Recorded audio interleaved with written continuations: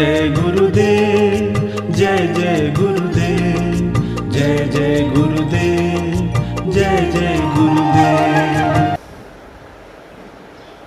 श्रीमद् करुणा सागर महाराज की जय।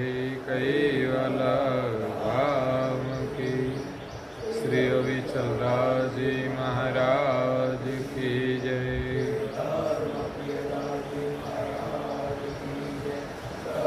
सतकेवल साहेब, सतकेवल साहेब, सतकेवल साहेब।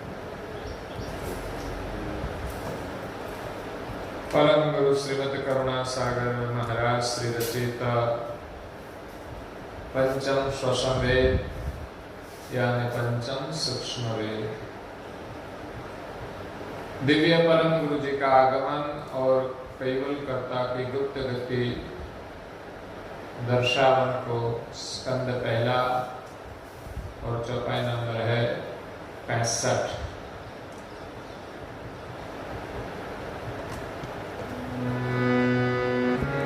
हे महादंस को मतलबे निज गम दे उपदेश एवं काहे पहुँचान खुद का करा संदेश।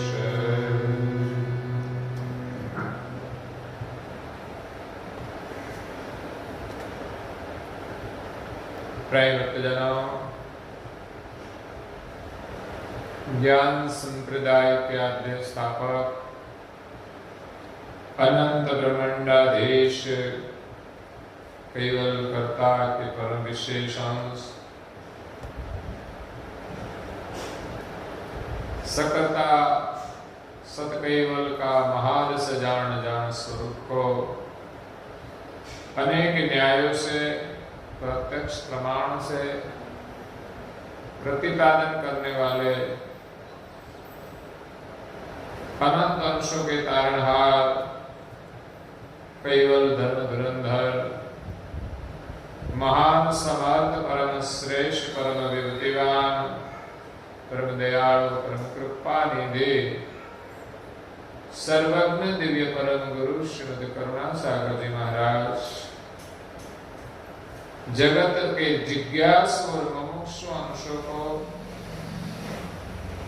यथार्थ ज्ञान का उपदेश देते हुए पंचम श्वसन वेद ग्रंथ में अलौकिक अमृतमय वाणी में दिव्य परम गुरु जी का आने का उद्देश्य और सृष्टि के सर्जनहार कैवल की गुप्त गति का ज्ञान देने के लिए दिव्य स्वरूप में प्रकट हुए और कहते हैं कि महादांश को मतलब निज गम दिए उपदेश। परम गुरु श्रीमद् करुणा सागर जी महाराज महान अंश है। सर्जनहार में सृष्टि का सृजन किया है। इसमें 3 प्रकार के अंश हैं, सामान्य, विशेष और परम विशेष।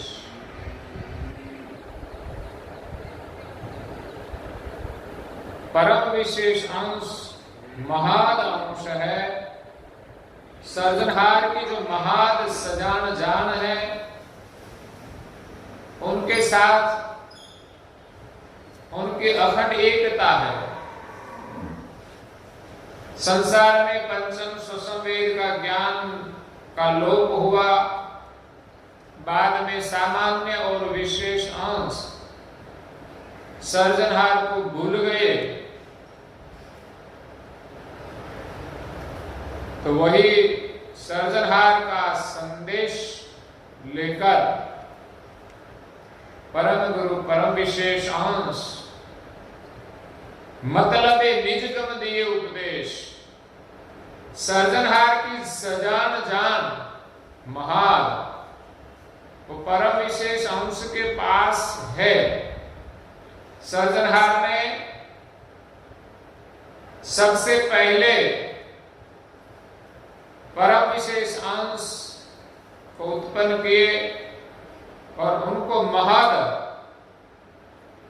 विभूतियां प्रदान की, जो कल वर्णन किया 16 विभूतियां देकर परम गुरु को महाद सजान जान प्रदान की है। इसीलिए सभी अंशों जो अपने स्वरूप को भूलकर सर्जनहार को भूल गए हैं, तो सर्जनहार के पास जाने की जो गम है वो परम गुरु जी के पास है। महान अंश को मतलब है निजगम दिए उपदेश। सर्जनहार ने निजगम का उपदेश महान अंश को कोई मतलब से दिया है। वो मतलब क्या है कि अंश संसार में आया है, वो अपने को भूल गया है, वो स्वरूप का अनुभव कराने के लिए और निज कर्ता के सानिध्य में जाने का जो अनुभव है, उनकी जो गति है वो प्रदान करने के लिए सर्जनहार ने सृष्टि के आद्य में परम विशेष अंश को 16 विभूति देकर एक गम प्रदान की है।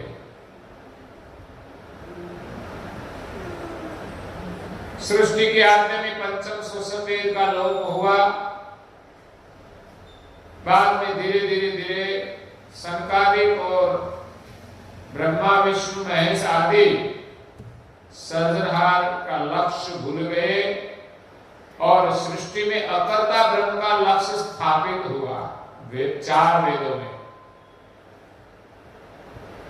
बाद में धीरे धीरे अवतार हुए तो सगुण सिद्धांत का स्थापन हुआ। ब्रह्मांड के जो देवताएं हैं उनको सामान्य जीव सर्जनहार मानते हैं। उनसे आगे कोई महापुरुष ब्रह्म को कारण मानते हैं कि सृष्टि का कारण सचराचर ब्रह्म है। लेकिन वेद कहते हैं कि ब्रह्म अकर्ता है, तो फिर सृष्टि के कर्ता कौन? एक प्रश्न रहता है। और बाद में इस सृष्टि में महात्मा कबीर हुए, जिन्हें अपने अनुभव से खोज किया तो 4 वेद की पार उनकी गति पहुंची और उसने ब्रह्म से, सोहंग ब्रह्म से चैतन्य अंश अलग है ऐसा अनुभव किया, ऐसा संशोधन किया। लेकिन वो अंश कौन है, किसका अंश है वो पता नहीं। वो तो खुद को ही कर्ता मानते हैं। कर्ता माना तो सृष्टि के सर्जनहार का स्थापन नहीं हुआ। इसीलिए सृष्टि के आद्य में सर्जनहार ने परम विशेष अंश को प्रथम सर्जन किया था। उसको 16 विभूतियां देकर महान गति की सजान जान उसको प्रदान की है। उत इत काही पहुंचावन खुद का खरा संदेश। उत और इत, इत यानी मृत्यु लोक, उत यानी देवलोक। संसार के सामान्य विशेष सभी अंश सर्जनहार को भूल गए हैं। इसीलिए देवलोक और मृत्युलोक में सर्जनहार का संदेश देने के लिए सर्जनहार की जो महान सजान जान गति है वो परम गुरु के पास है। और परम गुरु जी 14 लोक में और पृथ्वी पर 7 द्वीप में सर्जनहार का संदेश लेकर आए हैं और सभी को इस संदेश दिया है। जिनको व्यापत ना कछु असुजयान अगनान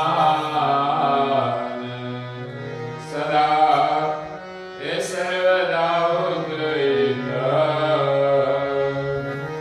रहत हो निष्ज्ञान। जिनको व्यापत ना कछु असूझ अंध अज्ञान। सर्जनहार के परम विशेष अंश महाद गतिवा 16 विभूति युक्त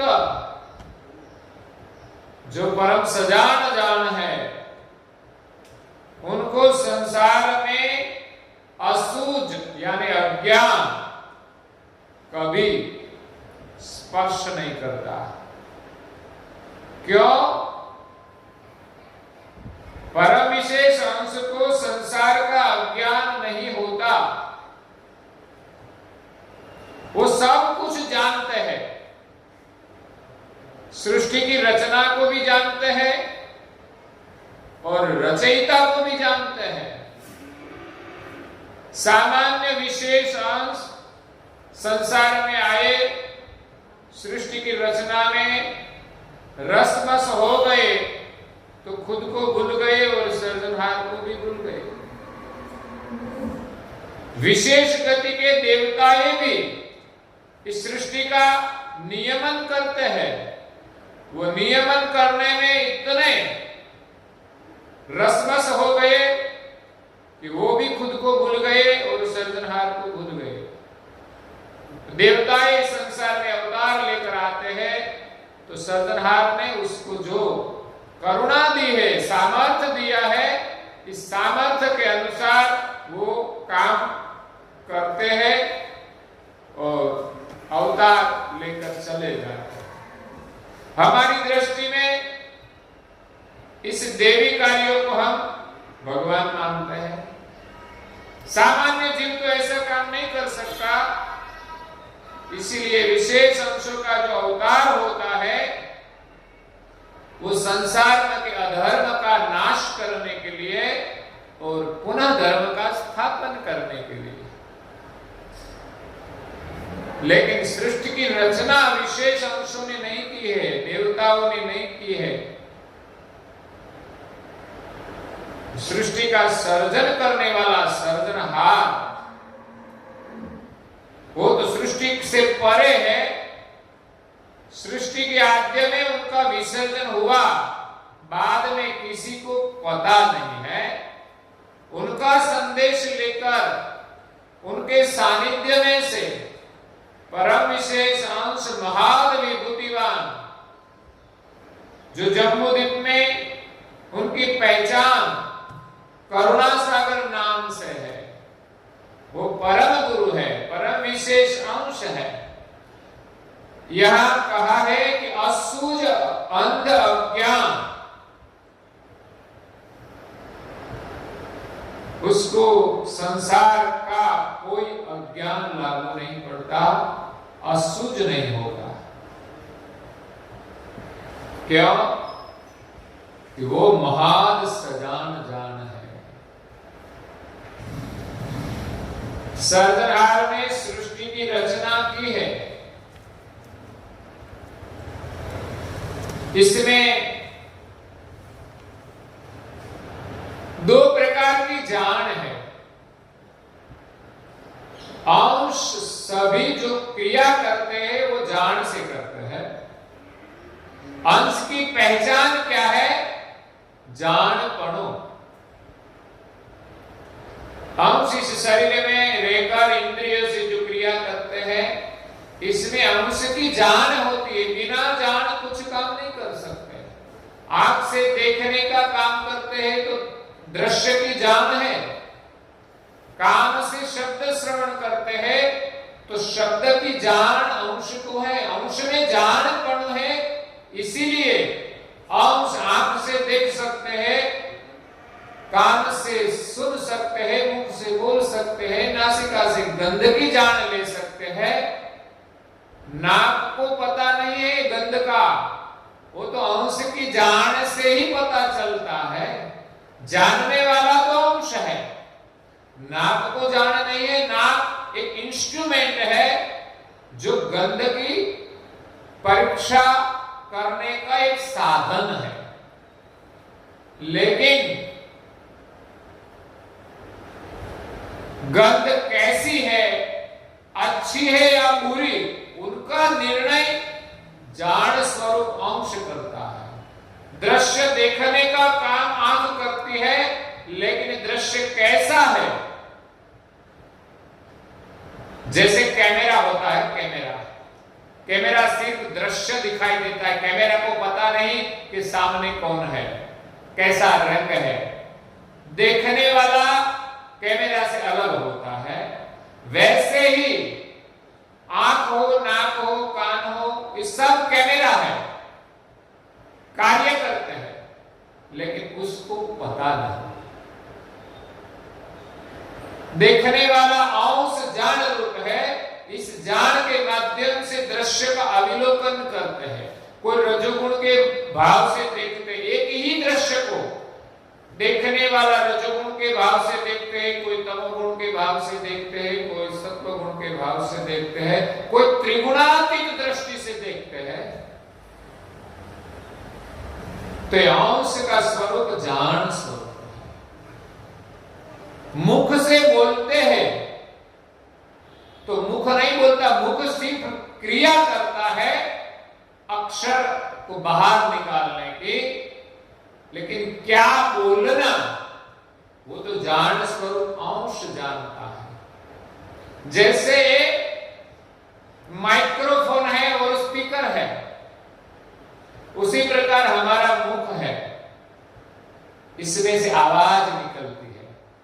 माइक्रोफोन से स्पीकर तक आवाज जाती है और निकलती है, लेकिन स्पीकर और माइक्रोफोन को पता नहीं कि मैं क्या बोल रहा हूं, क्योंकि वो नहीं बोलते। बोलने वाला तो कोई माइक से अलग होता है। इसी तरह इस शरीर में मुख से बोलने वाला अलग है, मुख नहीं बोलता, बुलाने वाला अंश है। वो चाहे तो मुख से आवाज निकलती है, न चाहे तो नहीं निकलती है। इसी प्रकार पांचों इंद्रियां काम करती है, तो अंश का जान स्वरूप है।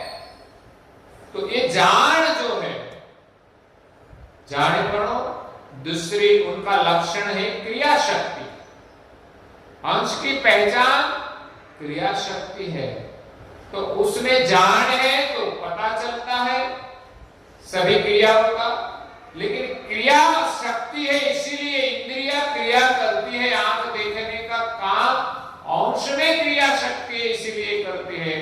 कान शब्द श्रवण करने का कार्य करता है, तो इसमें क्रिया शक्ति है। हाथ पैर और शरीर के सभी अंग जो वर्तमान करते हैं, वो क्रिया शक्ति अंश की है, नहीं के प्रणव की। प्रणव के माध्यम से पूरा शरीर चेतन होता है, चेतना आती है। ये क्रिया शक्ति का कार्य अंश की क्रिया शक्ति से चलता है।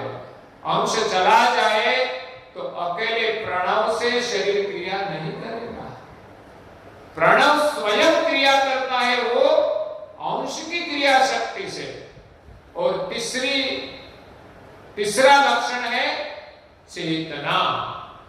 पूरे शरीर में अंश की चेतना व्यापक है, अंश व्यापक नहीं है, प्राण व्यापक है। प्राण के ऊपर अंश है, वो अंश प्राण को चेतन करते हैं, और प्राण के माध्यम से रोम रोम रग रग सब चेतन होते हैं। तो चेतना से चेतन होते हैं, क्रिया शक्ति से क्रिया होती है, और जानपना से अंश को इंद्रियों के माध्यम से इस सृष्टि का ज्ञान होता है। तो ये अल्प जान है। इसीलिए सभी अंश को विसर्जन भावना लागू पड़ती है। गत जन्म में वो कहां था वो पता नहीं, गत जन्म की बात छोड़ो, कल की बात भी हम भूल जाते हैं, गत माह की बात का भी पता नहीं होता, गत साल का भी पता नहीं होता। तो सृजनहार ने सृष्टि का सृजन किया है। इसमें दो प्रकार के अंग है, एक अल्पज्ञ अंग और दूसरा सर्वज्ञ अंग। एक अल्पजान, दूसरी महाद जान। तो अल्पजान कहां तक है और महाद जान कहां तक है? तो परम गुरु जी ने सक्रत परम प्रकाश मणि ग्रंथ में उनका वर्णन किया है कि अल्पज्ञ अकर्ता अंग, अकर्ता है। अल्पज्ञ अंग जो है वो अकर्ता है, वो संसार में कुछ नया सर्जन नहीं कर सकता। वो अल्पज्ञ अंग, अकर्ता अंग स्थावर वनस्पति जाति, जंगम में कीट पतंग, पशु पंछी, मनुष्य और देवता की आज्ञा लेकर ब्रह्मांड में जो निवास करने वाले 33 करोड़ देव और विशेष गति वाले ब्रह्मा, विष्णु, महादेव, शक्ति और आद्य पुरुष निरंजन तक ये अल्पज्ञ और अकर्ता अंग है।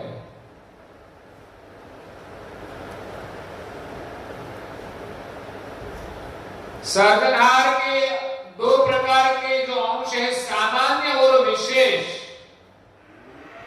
कीट पतंग से लेकर निरंजन तक सामान्य और विशेष अंश है।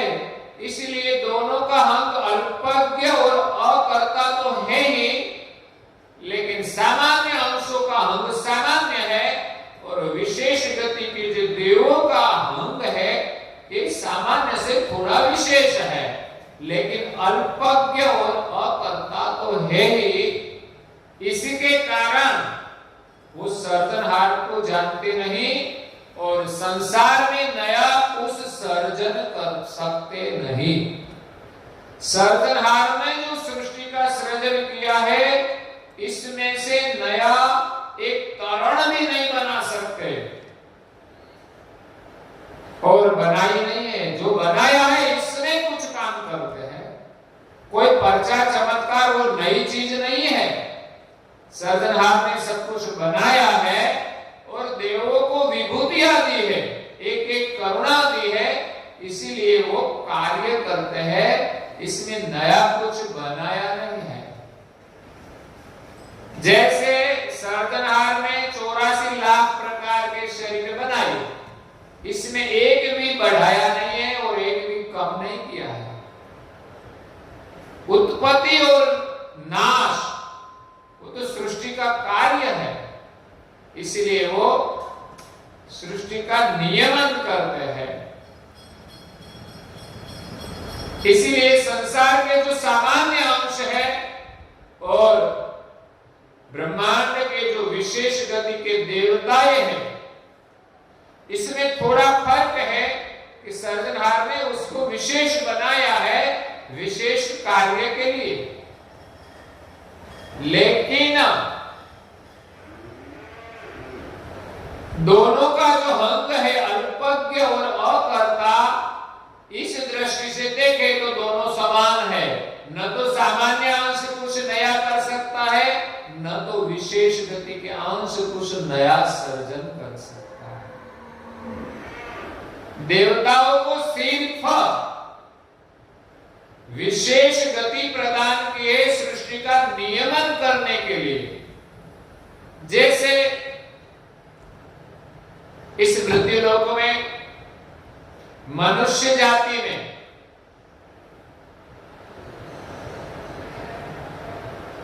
पूरे देश का नियमन करने के लिए किसी को सत्ता दी जाती है। देश के कोई प्रधानमंत्री होते हैं और इस देश में बिलग बिलग स्टेट होता है, राज्य होता है, उनका भी एक मंत्री बनाया जाता है जिनको कहा जाता है मुख्यमंत्री। मंत्री तो कई होते हैं और पूरे देश का एक प्रधानमंत्री है, स्टेट के एक एक मुख्यमंत्री है और इसमें प्रधानमंत्री के नीचे अलग बिलग काम करने के लिए बिलग मंत्री होता है। कोई रेलवे मंत्री होता है, कोई शिक्षण मंत्री होता है, कोई ऊर्जा मंत्री होता है। तो पूरा देश का संचालन वो सब मंत्री कर रहे हैं। इस मंत्री को सत्ता दी गई है।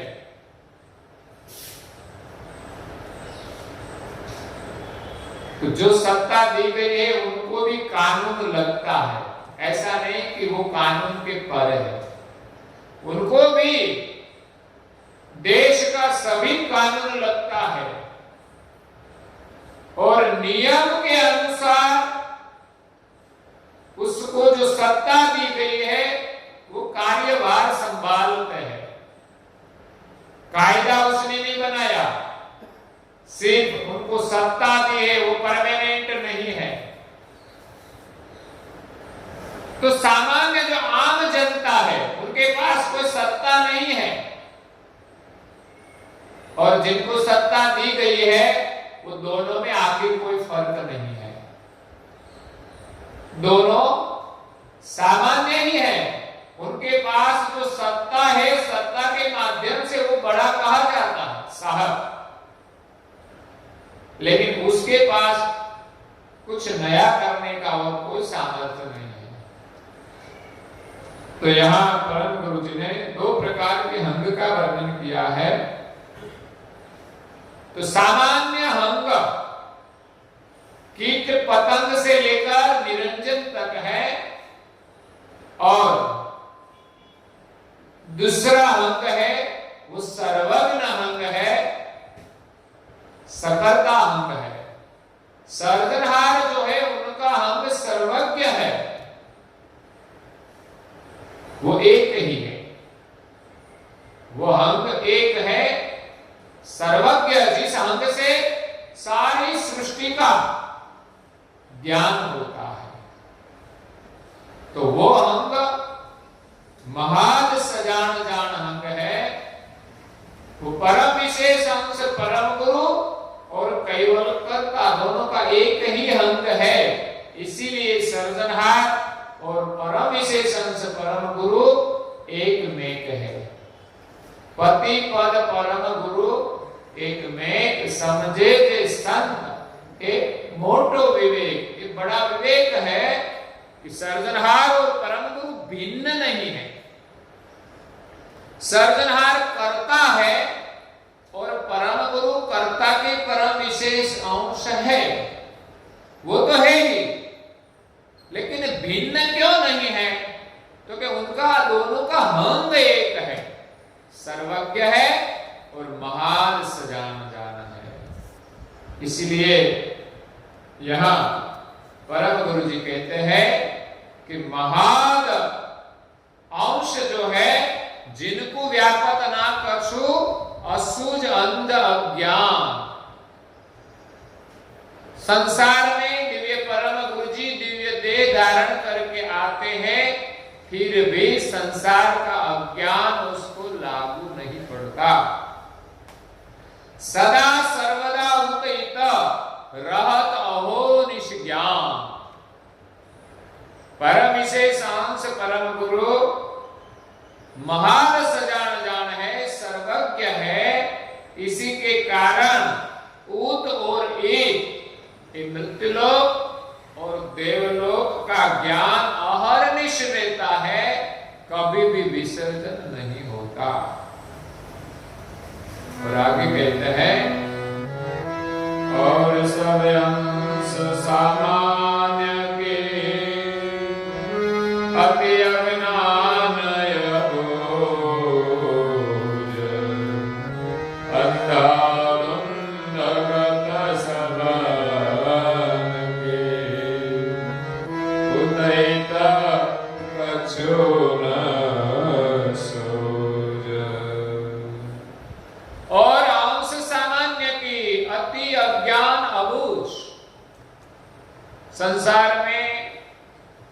84 लाख प्रकार के शरीर में जो विचरण करते हैं वो सामान्य अंश में अत्यंत अज्ञान है।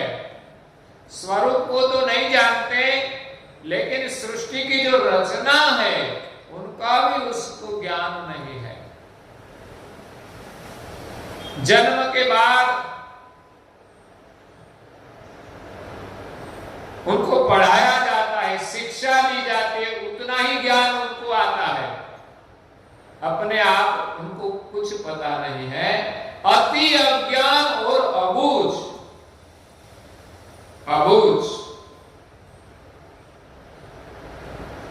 जिनको कोई सूझ नहीं है, अबूझ, बूझ नहीं है, सूझ नहीं है, समझ नहीं है। संसार में कहीं मनुष्य को ठीक तरह से जीने की समझ भी नहीं है। इसलिए सामान्य अंश में अति अज्ञान रहता है। सृष्टि का ज्ञान तो नहीं है, सर्जनहार का ज्ञान भी नहीं है, लेकिन संसार में परिवार के साथ कैसे रहना चाहिए वो भी ज्ञान नहीं है। अंधाधुंध गत सबन की सृष्टि में जो सामान्य अंश है सब अंधाधुंध विचरण करते हैं, परिवार में लड़ते रहते हैं, धर्म मार्ग में भी अंधाधुंध भटकते रहते हैं। कई प्रकार की अंधश्रद्धाएं, वहम, अज्ञान धर्म मार्ग में भी है।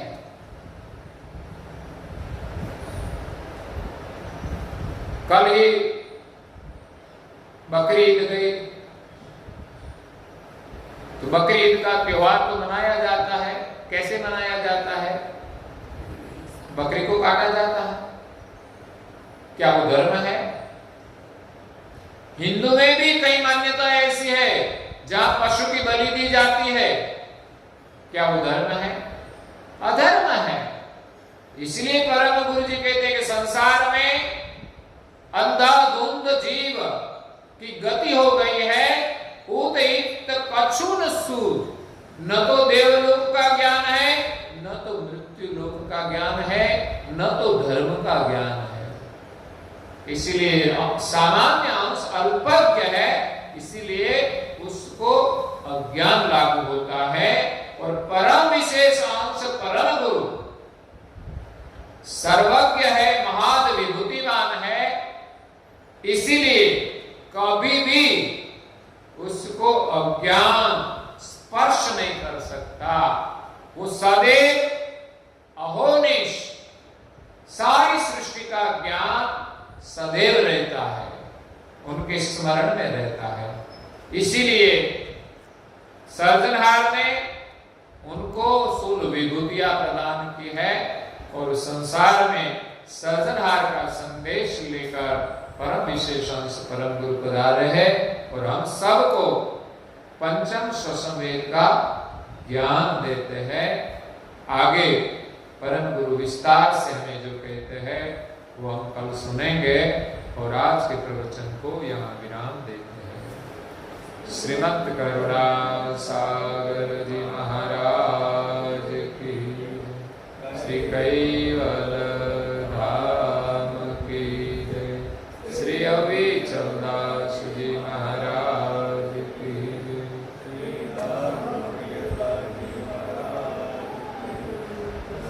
सत केवल साहेब सत्य